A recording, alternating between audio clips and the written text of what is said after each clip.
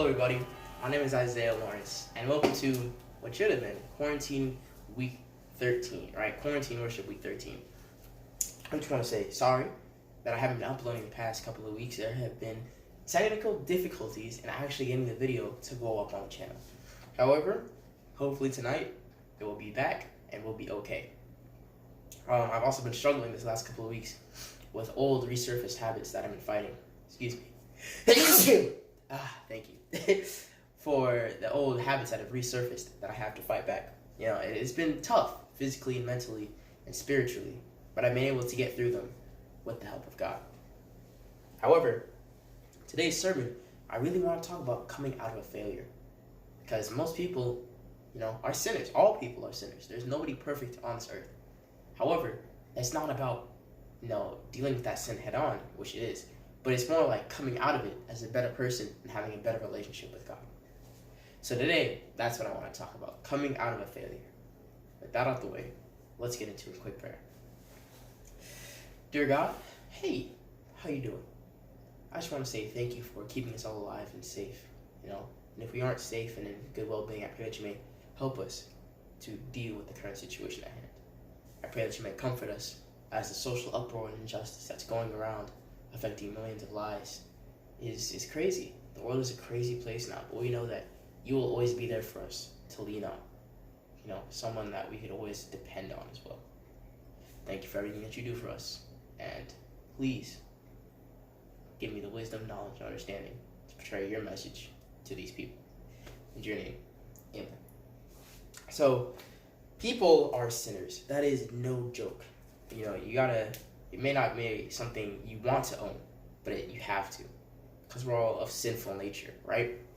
However, when people hear this, they just accept it. You either go on to life to say that, I can do whatever I want because God will forgive me and I'm a sinner. It is what it is. And that's a terrible way to think about it.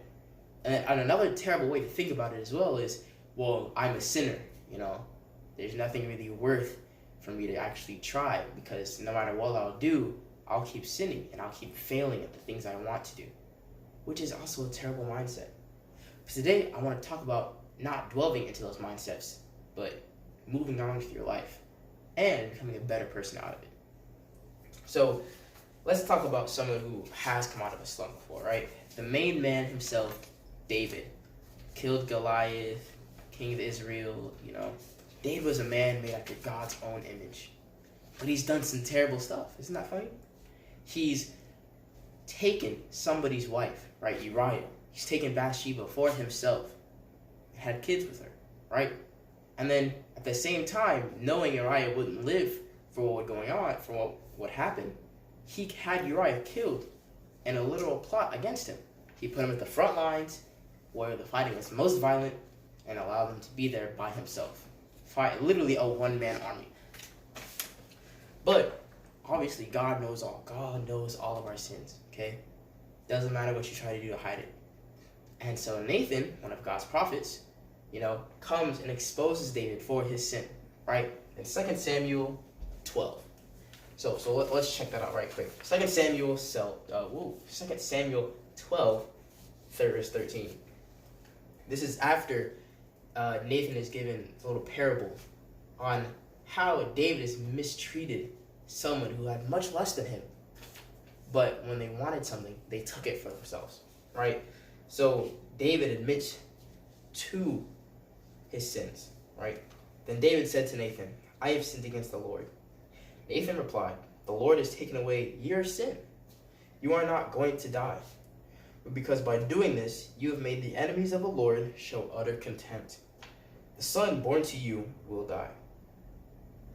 After Nathan got home, the Lord struck the child that Uriah's wife, Bathsheba, had born to David, and he became ill. So here we have the wages of sin, right? Because the wages of sin are death. Whether it's a big sin or a little sin, there is no such thing. Sin is sin, plain and simple, period. But when you sin, the wages of it are death. And back then, you'd have to sacrifice a lamb. But due to David's actions, his child had to pay the price for his own sins. Because sins, habits are passed down generation to generation. You may not believe me, but look at your kids if you haven't. You know, they follow your own habits. They have, traits from your childhood that you may or may not want. They have those things inside them, and they share it with their wife, and obviously things like that. But David's child had to pay for those sins, right? So let's keep going. Verse 16. David pleaded with God for the child, fasted, and went into his house and spent the nights laying on the ground. The elder of his household stood beside him to get him up from the ground, but he refused, and he would not eat any food. On the 7th day, the child died. Pause. That is pure devotion. 7 days David did not eat or sleep, constantly in a state of prayer and begging God to spare his child's life. But God would not budge. Because your actions, whether you like it or not, good or bad, sometimes have good and bad punishments. Sometimes good things happen to bad people. Sometimes bad things happen to good people. But all in all, your actions have consequences. And David's actions caused him to lose his son. Continuing verse 18, David's servants were afraid to tell him that the child was dead. For they thought, while the child was still living, we spoke to David, but he would not listen to us. How can we tell him that the child is dead? He may do something desperate.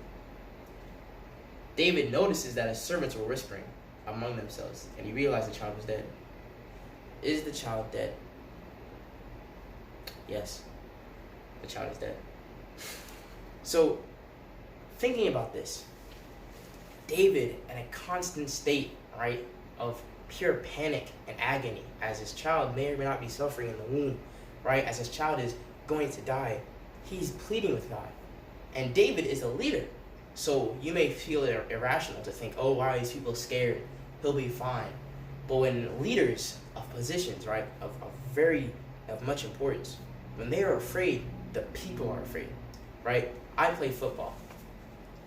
If I ever saw my coach, right, and we're losing badly, if I ever saw my coach tell me and look at me with a depressed energy that we're going to lose, I'd give up.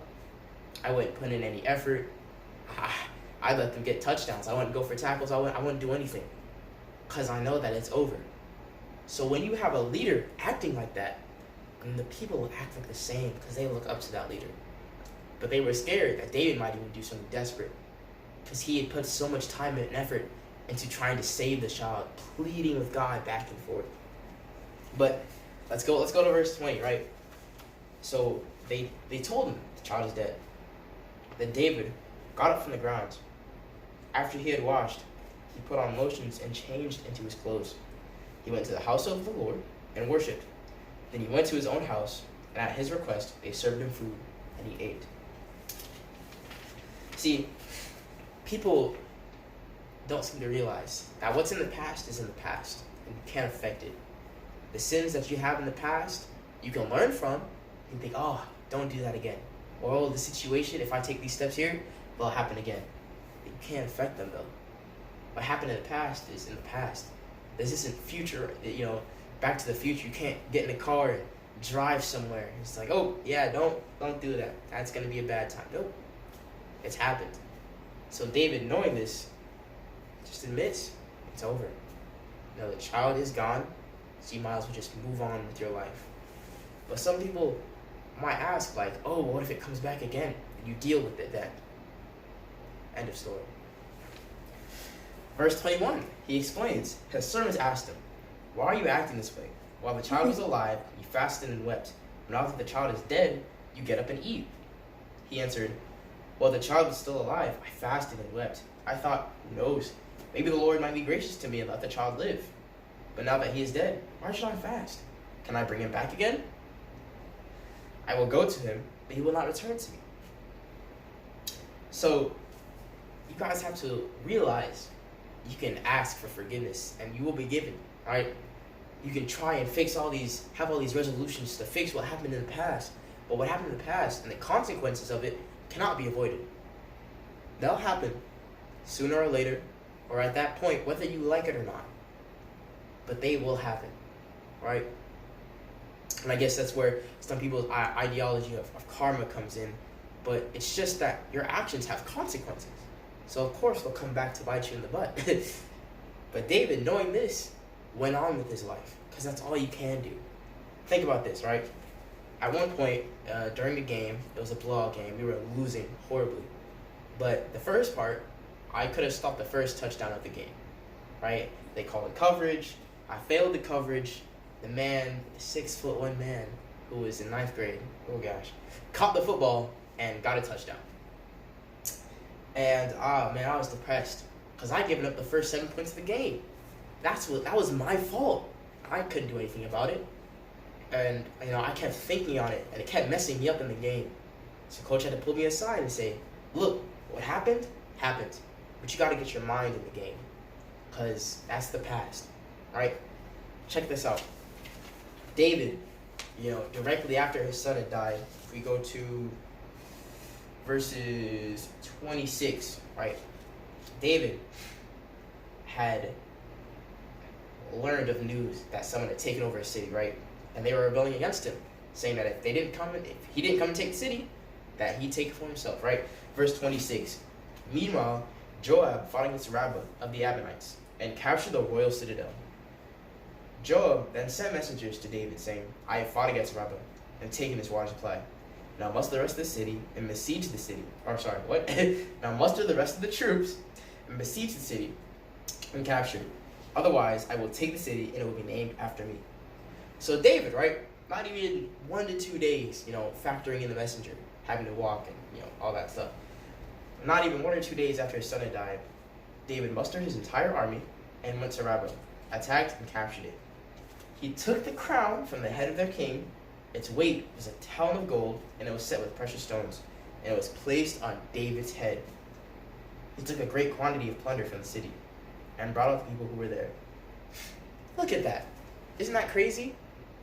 Even after he had suffered for about a week and some time, he got himself up. He went to war, which you don't usually see generals or the people, the bigwigs, go to war. In history, you haven't seen a lot of presidents that weren't presidents go to war, right? No, they're always getting orders, but David took it upon himself to go and capture this city. As you can tell, he obviously had the crown put on his head. But that's what you gotta do. You can't keep thinking on the past. You can't try and fix the past either. You can learn from it, right? That's why they have history class. That's why 2020 will go down in history class, because you can learn what not to do. But you can't, constantly bombard yourself with negative thoughts. So coach told me, get your head in the game, because there's still a whole 30 to 45 minutes left. We can still do something. So I got out of my own head. I focused on the coverage, and I blocked the next 2-point conversion. Tackled the dude. Imagine tackling someone who's 6'1", but you're 5'4". That's what getting out of your own head does. But some people might think, okay, so I moved on, right? I faced the consequences of my actions, and I'm moving on, right? But the last step you really need to do is to forgive yourself, right? And you see how I do that, forgive yourself. Because you can't really forgive yourself. You're not sinning against yourself. You're either sinning against God, or you're sinning against another person. You've wronged somebody else, okay? But you can't feel hard on yourself for all these things, because we're human. We make mistakes, and I cannot stress that enough. We make mistakes. It literally says that in the Bible, right? Romans chapter 7. A good verse to look at, right? A good verse to look at. Verse 14. We know that the law is spiritual, but I am under spiritual. Sold as a slave to sin. I do not understand what I do. For what I do not do. But what I hate, I do. Pause. Let me explain that, because thank God, I understood that the first time I read it, but I feel like, it takes some extra looking into.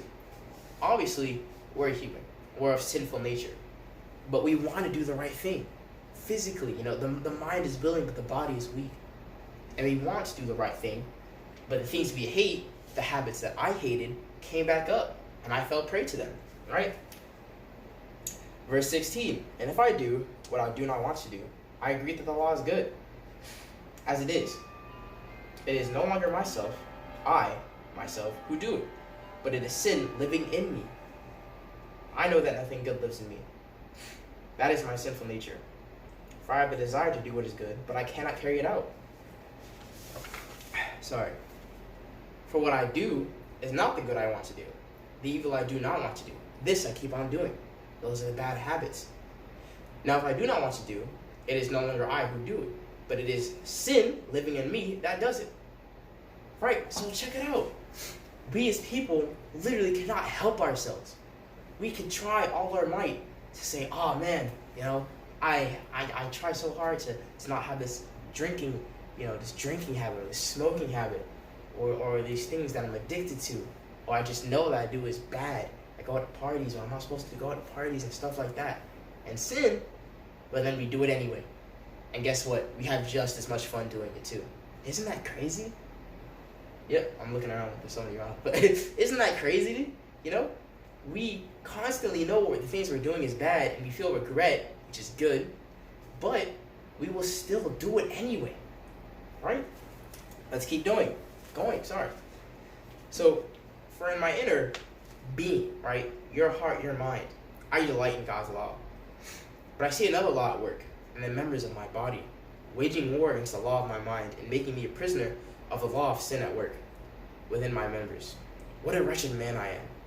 Who will rescue me from this body of death? Right? Stop. So, I may try and fix myself, my habits, the sins I do, but there's constantly a war going on inside me. Some of the things that you're doing is bad, but at the same time, there are things working against you that want you to fall. Satan tempting you constantly that wants you to fall. But He's not gonna let you be tempted out of what you can handle. But it's also up to you to call upon God and say, help me, because I can't do this alone. I may want to, but I don't have the willpower to do so. And then the last thing, right? The last verse. Thanks be to God, Jesus Christ our Lord. So then I myself in my mind am a slave to God's law, the right law. But in the sinful nature, a slave to the law of sin. So it's going to be hard, okay? And you're going to definitely feel bad. I know when I picked up that old bad habit again, I definitely felt terrible. Felt like I wasn't myself. Felt so disappointed in myself as a whole. Which is good, but it's also bad because, A, it's in the past. And I got over it, and I'm currently working on fixing that habit today, right? But it took me a lot more prayer and a lot more asking God to help me fight those battles that actually got me out of those battles. You guys get me? You feel me? It takes a lot. It takes a lot out of us. But with God's help, He can lessen that burden. And we can go on with our lives, trying to avoid sin. Trying to avoid the wage that is death. Right? Because that's what God is there for. He's there to help us. So hopefully you follow these 3 steps. And you come out of a failure, a better person, and having a better relationship with God. Let's go on with a quick word of prayer. Dear God, we thank you for this day. Thank you for the fact that you are such a forgiving God. The fact that you sent your Son down from heaven to die for us. That way we didn't have to pay the price of sin ourselves. That is very merciful and we appreciate it. As the world continually deteriorates in front of our eyes, in live and real time, pray me keep us safe. Allow us to make the decisions that really count and to embrace our relationship with you as a whole. I know it's hard. You are constantly there for us though, and we appreciate it. So please, as we end out this week, this Sabbath, you may be with us and allow us to have a great day in your name. Amen. Goodbye.